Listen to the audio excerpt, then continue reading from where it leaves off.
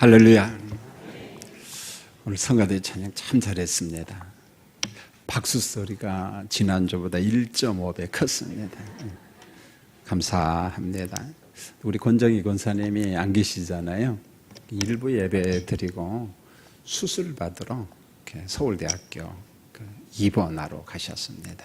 연세가 많으신데 수술 받는다는 게 좀 마음이 아프지만 기도해 주시기 바랍니다. 지난달 9월 18일 화요일 날 새벽입니다. 우리 목사님들이 설교를 참 열심히 해요. 새벽 설교지만은 본문 해석을 정말 잘합니다. 그때 아주 참 은혜로운 그 예화를 하나 드는데, 어떤 어머니가, 아내죠, 남편의 전도와 구원을 위해서 늘 기도하는데 이 남편이 예배당에를 잘 안 와요. 아마 고민하다가 생각난 게 뭐냐면은 남편의 신발을 들고 교회 와가지고 하나님 앞에 기도를 한 겁니다. 하나님, 오늘은 남편 신발을 들고 왔는데 다음에는 우리 남편의 몸도 올 수 있게 해주세요. 왔을까요? 안 왔을까요? 아직 몰라요, 제가. 물어봐야 됩니다. 여러분, 11월 4일 전체 출석주일이 그건 것 같아요. 우리가 마치 남편의 신발을 들고 예배당에 와서 하나님, 우리 남편도 영원히 건진받기를 원합니다. 간절히 아내들이 또 부모님들이 기도하는 것처럼 그렇게 기도하다가 이제는 신발만 가지고 오는 게 아니라 남편의 몸뚱아리채 영혼을 모시고 오는 게 11월 4일 전체 출석주일입니다. 할렐루야. 다음 주일 날은 꼭 신발만 들고 오면 안 됩니다. 남편의 몸도 오셔야 됩니다. 그게 바로 전체 출석주일입니다. 그럼 만약에 교회에 가면은 잘 먹고 잘 산다, 이것만 설교한다면 전 목사 안 됐을 거예요. 보면은 성경이 말씀한 목표가 그저 예수 믿으면 잘 먹고 잘 산다. 여러분, 예수 믿어도요, 못 먹고 못 사는 사람 많아요. 어려운 사람 많습니다. 여러분, 우리가 복음을 전하면서, 하나님의 말씀을 전하면서 그저 물질적인 풍요와 건강만 강조한다면 전도하고 섬기할 이유가 없습니다. 여러분, 우리가 필리핀의 민다나오 섬 다바오에 전성일 목사님을 파송했는데 적은 돈 들어가지 않아요. 그의 생활비와 사역비 한 달에 얼마씩 많이 들어갑니다. 교회 관리비, 그 다음에 동료 사역자들 등등 해서 아마 지금 10년 됐는데 다 합하면 10억도 더 들어갔을 겁니다. 여러분, 왜 그랬어요? 한 영혼을 건지기 위해서 우리가 물질을 투자하고, 그러나 그 물질에 대해서 너무 생각하지 않는 것은 영혼을 건진다는 이 마음 가지고 우리가 선교하는 거거든요. 여러분, 잘 먹고 아무리 잘 살아도 그 사람 얼마 있으면 죽습니다. 인생 짧아요. 한순간이면 끝납니다. 창세기 3장 19절에 보세요. 너는 흙이니 흙으로 돌아갈 것이라. 너희 인생들 전부 다 죽는다, 그런 말이에요. 흙으로 돌아간다. 결국 인생은 순간만 살다 가는 존재가 아니라 요한일서 2장 25절에서 이렇게 말합니다. 그가 우리에게 약속하신 것은 이것이니 곧 영원한 생명이니라. 우리에게 뭐가 있다고요? 영원한 생명이 있다. 그렇기 때문에 옆에 있는 사람이 존경하고 그를 위해서 기도하고 섬기고 투자도 하고 예수 믿자고 권면하는 것입니다. 자, 오늘 말씀은 우리가 잘 아는 건데, 예수님께서 이제 여리고로 들어갔습니다. 그 동네를 지나 아마 예수님께서 목적한 것은 예루살렘에 올라가기 위해서 지금 여리고로 지나가는 거예요. 근데 삭개오라고 이름하는 사람이 있는데 그 사람의 직업이 뭔가 하냐면은 세관에서 일하는 세관장이에요. 세리장이었어요. 아마 그 세관의 책임자였습니다. 여러분, 삭개오라고 하는 이름의 뜻이 참 아름답습니다. 부모님이 이름을 지을 때 삭개오라, 히브리어로 자카이라고 하는 말인데, 의로운 사람이 되라, 청결한 사람이 되라, 거룩한 사람이 되라, 그런 말입니다. 여러분, 부모님들 자녀 이름 짓잖아요. 여러분, 이름을 질 때 대충 집니까? 얼마나 고민하는지 몰라요. 그래 어떤 사람들은 목사님이 대신 져주세요. 제가 그러죠. 족보 좀 가져오라고 이야기합니다. 목사이기 때문에 저는 성경에서 이름 막 대는 거 별로 원하지 않거든요. 무슨 자 돌림입니까? 그리고 한 단어, 복음적인 이름을 지어보려고 한번 옥편도 보고 노력을 하는 거죠. 전 장면 같은 이름을 지어야 되겠다. 강단에서 늘 이야기하지만 두 자녀를 이름 지을 때도 전 그런 마음으로 졌거든요. 그리고 지금도 이름만큼 살아야 된다. 그 생각을 하고 있습니다. 삭개오도 아들을 낳고 부모님이 이름을 지을 때 너는 이 다음에 커서 의로운 사람이 돼야 된다. 청결한 사람이 돼야 된다. 그 자식 이름 안에 부모님의 희망과 소망과 꿈이 전부 다 있는 겁니다. 너는 청결한 사람이 되라. 그런데 삭개오는 부모님의 희망과는 정반대 인상을 살았어요. 물론 직업 때문에 더 그랬습니다. 세금을 과하게 받는 세무서 직원이 된 거예요.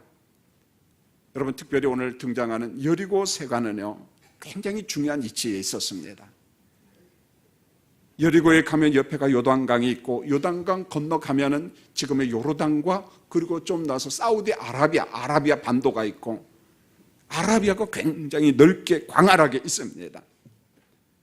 그래서 요르단과 아라비아 이 동방의 이쪽 지역에 있는 사람들이 물품을 가지고 예루살렘에 가거나 지중해 연안으로 가려고 하면 어디로 왔냐면 여리고 세관을 전부 다 통과했습니다. 여러분, 이 당시 가장 대표적인 무역 물품 중에 가장 비싼 게 뭔가냐면 향료였습니다. 주로 인도에서 가져오고 인도네시아에서 가져오고 중국서도 가져오고 서남아시아하고 동남아시아 바로 여기에 있는 유명한 향품들을 가지고 아라비아를 통해 가지고 여리고 세관을 통과해서 어디까지 가냐면 두로 항구까지 갔어요. 그 두로 항구에서 남유럽하고 북부 아프리카에 수출을 한 겁니다. 여러분, 지중해를 한번 보면은 스페인 있죠, 프랑스 있죠, 이태리 있죠, 발칸반도 있죠, 그 다음에 이집트 있죠, 튀니지, 모로코, 모든 나라가 지중해 주변에 전부 다 있습니다. 두로를 통해서 수출을 했거든요. 보면은요, 여리고의 세관장은 로마의 권력을 이용해서 세금을 부과하고 징세하는 권한이 있습니다. 여러분, 정한 세금만 거두겠어요? 그게 아니잖아요. 많은 세금을 거두고 일부는 로마 제국에 보내고 일부는 자신들이 취한 거예요. 물론 인도세도 받았습니다. 다양한 종류의 세금을 받아서 일부만 로마 제국에 보내고 일부는 자기들이 착취한 겁니다. 자기들 호주머니에다 전부 다 집어넣은 겁니다. 그래서 오늘 말씀 누가복음의 저자는 삭개오를 소개하면서 두 가지 단어를 이야기합니다. 그 사람은 세리장이다, 세관장이다, 이어서 부자라고 하는 것을 강조합니다. 삭개오가 누리고 있는 부는 정상적인 재물이 아니다, 재산이 아니다. 부당한 방법으로 세금을 징수해서 부자가 된 사람이다. 이걸 지금 강조하고 싶었던 거예요. 정상적으로 재산을 축적한 것이 아니라 한마디로 말하면 도둑질 해가지고 많은 세금을 받은 다음에 부를 축적했다. 오늘 이걸 이야기하고 있습니다. 세리를 향한 유대인들의 반응은 빈정거림이고 조롱이었습니다. 그래서 보통 허가받은 도둑놈들 그랬어요. 그 7절을 보면은 죄인이라고 이야기했는데 그저 보통 뭐 하나 과실 그런 개념이 아니라 예수님 시대에 살았던 창기와 세리는 동일하게 나쁜 사람들, 동급이었어요. 동급. 그래서 이들을 향하여 불못에 들어갈 사람들, 지옥에 들어갈 사람들 그렇게 여겼습니다. 상대도 안 했다는 거예요. 여러분, 불쌍한 삭개오가 예수님의 이제 소문을 들었습니다. 그런데 이번에는 달랐어요. 막 심령이 막 요동을 치는 거예요. 예수님의 소문을 듣고 예수님은 어떤 분일까 너무 보고 싶었습니다. 그러나 여러 가지 환경 요인 중에 삭개오가 키가 작았어요. 예수님을 보는데 어려움이 있었습니다.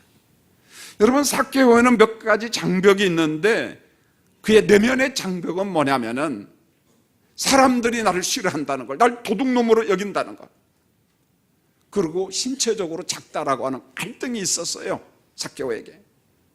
또 한 가지는 예수를 만나고 싶어도 그 주변에 사람들이 빽빽이 많거든요. 많은 사람이 있으니까 그 외적인 장벽, 무리를 뚫고 예수님 곁으로 가야 되는데 갈 수가 없는 거예요. 사람들이 너무 많기 때문에. 삭개오는 사방에 장벽들이 너무 많았습니다.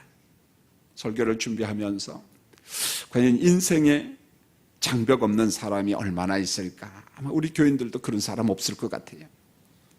우리가 잘 아는 사람, 두 사람 이야기를 합니다. 미국의 링컨 대통령 16대 대통령이잖아요. 남북전쟁을 하고 노예 해방을 하고, 참 애석하게도 두 번째 대통령이 됐는데 암살당해서 죽임을 당하잖아요.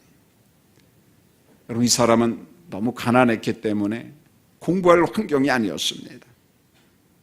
정치가의 길을 가는데 탄탄대로가 아니에요. 우리로 말하면 구의회 의원, 시의회 의원, 국회의원이 있는데 가는 곳마다 한 번씩 다 떨어집니다. 가는 곳마다 전부 다 당선된 게 아니라는 거예요, 여러분요. 여러분, 실패를 통해서 그런 공부를 해요. 많은 장벽에 부닥칩니다. 두 번째로 여러분, 영국의 처칠 수상 한번 볼까요? 이 사람은요, 우리로 말하면 육군사관학교 출신입니다. 군 출신이에요. 그래서 인도 전투에도 참여하고요, 쿠바 전투에도 참여합니다. 전쟁터에서 산 사람이거든요.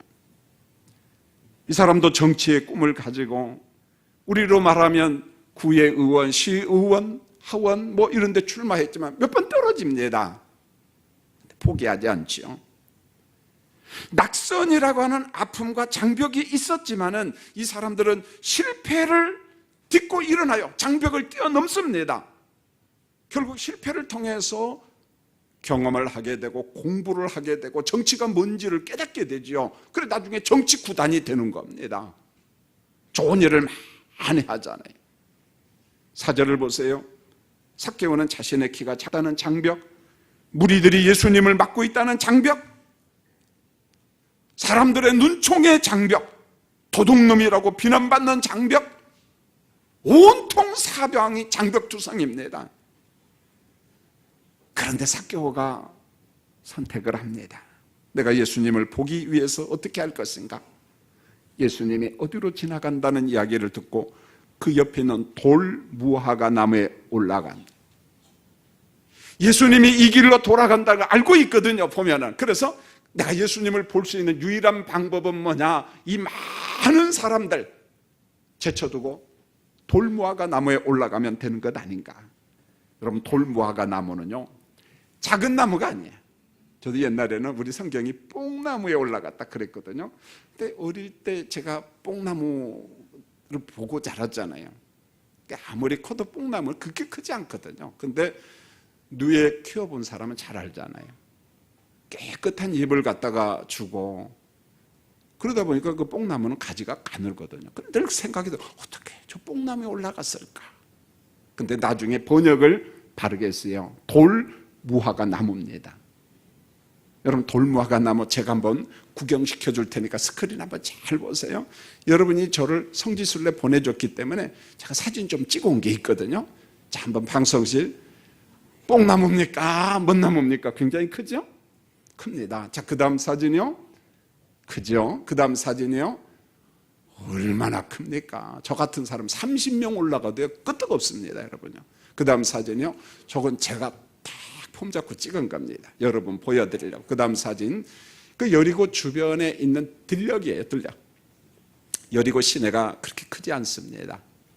큰 건물도 없고 초라하고, 지금도 팔레스틴 지역인데 저기 예를 들어서 뭐 카지노 같은 게 들어선다 그러면은요, 그때도 그러더라고요, 가이드가. 저기 불탄 게 보이느냐? 예, 근데 저기 뭡니까? 하니까 하나님의 거룩한 땅에 카지노 건물이 들어왔다고요. 이스라엘 전투기 동원해가지고 그냥 폭파시켜 버린다는 거예요. 하나님의 율법에 위반되는 건 허락이 안 되는 거야. 그냥요. 그냥 뭐 이해고 자시고 없습니다. 가서 그냥 막 폭격해 버리고 안 된다는 거예요, 이런 게 들어오면. 그 들녘입니다. 저기에 여리고성 무너진 그 흔적이 있는데 지금도 뭡니까? 유적지 그 연구를 하죠. 보면은 고궁 같은 걸 발견하고 그 다음 사진 한번 쭉 보고요. 네, 넘어가겠습니다. 무화과 나무에 삭개오가 올라가서 그리스도를 한번 내가 봐야겠다는 그거. 여러분, 무화과 나무에 올라가는 것이 유일하게 모든 장벽을 뛰어넘는 방법이 이 방법밖에 없거든요. 키 작은 방법, 그것도 뛰어넘고 내면의 갈등, 외적인 장벽, 한순간에 다 해결할 수 있는 도구가 뭐냐면 저 나무였습니다. 성경이 말씀하는 진리가 있는데요, 하나님의 진리의 말씀을 들으라. 성경은 그렇게 이야기합니다. 왜요? 들을 때 참 믿음이 생겨요. 로마서 10장 17절에 믿음은 들음에서 나며 들음은 그리스도의 말씀으로 말미암느니라. 할렐루야. 하나님의 말씀을 들을 때, 그리스도의 말씀을 들을 때 성령께서 우리에게 믿음을 선물로 주셔요. 내적으로 막 믿음을 일으킨다는 거예요. 우리 심령이 부응한다는 거죠. 돌무화과 나무 밑을 지나가던 예수님께서 5절 말씀을 잘 보시면은 그곳에 이르사 위를 쳐다보고, 사람들이 많이 있는데 예수님께서 그 돌무화과 나무 밑을 지나가는데 거기에 사람들이 올라가 있으니까 쳐다보고 특별히 삭개오의 이름을 불러요. 삭개오야, 속히 내려와라. 내가 오늘 너희 집에 유하여야 하겠다. 오늘 내가 너희 집에 가겠다는 거예요. 여러분, 예수님은 삭개오가 올라간 나무 밑에서 멈춰섰어요. 삭개오의 이름을 부릅니다. 삭개오야, 내가 오늘 너희 집에 들어가겠노라고. 어떻게 삭개오의 이름을 알았는지 예수님께서 일방적으로 결정한 겁니다. 일방적으로 결정했어요. 제자들한테 물어본 것도 아니고 지나가다가 나무 위에 삭개오가 있으니까 삭개오야 이름을 불렀어요. 여러분, 유대 공동체로부터 버림받은 사람, 죄인이요 도둑놈 취급받는 사람, 그 삭개오를 찾아오신 예수님이에요. 삭개오가 예수를 만나기 위해서 노력했지만 한편으로는 예수님께서 삭개오를 불렀어요. 찾아오신 겁니다. 삭개오야, 삭개오야, 내려와라, 내려와라. 6절 삭개오의 반응입니다. 나무에서 막 급하게 내려오는데 저는 그렇게 해석하고 싶어요. 폴짝 뛰어내렸다 싶어요. 너무 좋아가지고 뛰어내려왔습니다. 즐거워서 영접을 합니다. 여러분, 이쯤에서 삭개오가 누군가 한번 되짚어서 한번 생각해 보시기 바랍니다. 사람들이 허가받은 도둑놈이라고 빈정거려 손가락질합니다. 창기와 동급 지급받은 죄인이요, 부정한 사람이요, 로마 제국의 앞잡이였습니다. 백성들의 돈을 뜯어다가 로마 제국에 바치고 자기 호주머니에 다 집어넣었거든요. 돈 많은 부자이지만 놀아주는 친구가 없고 이웃이 없는 부자, 불쌍한 사람입니다. 목사로서 참 평범한 것이지만은요, 친구가 참 좋다 그런 생각이 듭니다. 외로울 때 대화할 수 있는 친구, 경조사가 있을 때 찾아갈 수 있는 친구, 또 찾아오는 사람. 같은 목사님이지만은 안 주고 안 받자 이런 철학을 가진 사람이 있어요. 그러니까 결혼식장에도 안 가요. 장례식장에도 안 갑니다. 그런데 그 사람이 죽었어요. 목사님들이 모여서 조문을 갔는데 음식을 먹으면서 대화가 뭔 줄 아세요? 이 사람 좀 살았을 때 좀 찾아다니지. 조문을 왔는데도 마음이 편치가 않은 겁니다. 여러분, 그런 인색한 사람 때문에 안 돼요. 물론 내 돈이 얼마 들어가서 경제적으로 어려울 수 있지요. 자기는 가지 않아요. 그런데 죽었다고 연락이 와요. 목사님들이 조문하면서 계속 하는 이야기가 그걸, 좀 살았을 때 좀 가시지, 좀 가시지.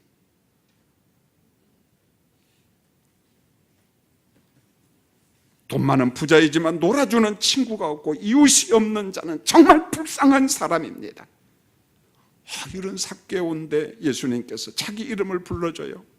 내가 오늘 너희 집에 유하겠다. 삭개오가 너무 즐거웠어요. 너무 행복했습니다. 어린아이처럼 행복을 느낀 겁니다. 그런데 주변 사람들의 시선은 따갑습니다. 7절을 보세요. 많은 사람들이 막 수근수근 거립니다. 예수라고 하는 사람이 죄인의 집에 들어간다고, 상대해서는 안 될 사람 집에 들어간다고, 저 창기와 동급의 사람, 지옥 갈 사람 집에 예수가 들어간다고 사람들이 막 수근거립니다. 예수님의 초청을 받은 삭개오의 반응이요, 얼마나 감동이 되는지 몰라요. 행복한 삭개오는 자기가 하고 싶은 말을 다 합니다. 예수님한테 8절에 보세요. 주여 보시옵소서, 내 소유의 절반을 가난한 자들에게 주겠습니다. 많은 재물로 구제한다는 말이에요. 여러분, 이 당시 보통 돈 많은 부자가 어떤 이유로 구제할 때 자기 재산의 20%를 구제했답니다. 5분의 1 많지요. 그런데요, 로마 고린도전서 설교를 준비하다 보니까 그리스 사람, 헬라 사람들도 그랬어요. 돈 많은 사람들, 권력이 있는 사람들이요, 동네 사람들에게 종종 잔치를 베풀어줘요. 그리고 선행을 합니다. 그런데 오늘 삭개오 보세요. 내가 가진 것의 20%가 아니라 50%를 구제하겠다고. 예수님이 강압적으로 야 삭개오야 너 구제부터 하라, 예수님 그런 말 하지 않았습니다. 은혜 받은 삭개오가 너무 좋아서 자원적 구제 약속을 하는 겁니다. 예수님, 내 재산의 반절을 딱 구제하겠습니다. 너무 좋아가지고 은혜 받고. 그 다음에 만일 누구의 것을 속여 빼앗은 일이 있으면 내 갑절이나 갚겠나이다. 이게 혼자만의 고백인데, 어떤 사람도 삭개오한테 도둑놈아 그만 도둑질하라, 4배 5배 갚아라, 그렇게 말한 사람이 없거든요. 물론 성경에는 배상법이 있습니다. 여러분, 삭개오는 유대인이에요. 버림받은 사람, 소외된 사람이지만 그는 배상법의 율법을 정확하게 알고 있었습니다. 여러분, 레위기 6장 1절로 5절을 보면 부정하게 남의 물건을 취득한 사람이 있으면 5분의 1을 더 첨가해 주어서 갚으라, 이렇게 말합니다. 5분의 1을 더 붙여서 첨가해서. 출애굽기 22장 1절입니다. 남의 것을 훔친 사람은 4배 혹은 5배 갚는 규정이 있습니다. 율법의 규정은 뭐냐면은 남에게 손에 끼치지 말라, 이걸 아주 강력하게 주장하는 겁니다. 남을 좀 섬겨라, 남에게 손에 끼쳐서는 안 된다. 이런 율법의 배상법을 삭개오가 알고 있었다는 거예요. 여러분, 삭개오의 개인적인 고백입니다마는 그 속에 신실한 회개가 있고 신실한 회심이 있습니다. 율법이 명시한 대로 내가 순종하겠습니다, 예수님 결단한 거예요. 회개가 뭡니까? 깨달음이에요. 깨달음. 회심이 뭡니까? 행동의 변화입니다. 전화. 삭개오의 심령의 변화는 전 그렇게 보고 싶어요. 성령께서 그 시간에 역사했구나, 내적인 은혜를 주셨구나. 성령의 역사가 삭개오 안에 일어난 것입니다. 삭개오의 신실한 고백을 들으신 예수님께서 선언을 하는데 너무너무 감동적이에요. 성도님들 같이 한번 말씀을 읽어볼까요? 자, 9절과 10절 큰 소리로 한번 읽겠습니다. 시작. 예수께서 이르시되 오늘 구원이 이 집에 이르렀으니 이 사람도 아브라함의 자손이로다. 인자가 온 것은 잃어버린 자를 찾아 구원하려 함이니라. 예수님께서 이 삭개오를 보고 너무너무 기뻐서 이 사람도 아브라함의 자손이다, 이 말은 언약 백성이다, 언약의 자손이다, 하나님의 백성이다, 이런 말입니다. 그러면서 예수님이 주신 말씀이 인자가 온 것은 어떤 사람을요?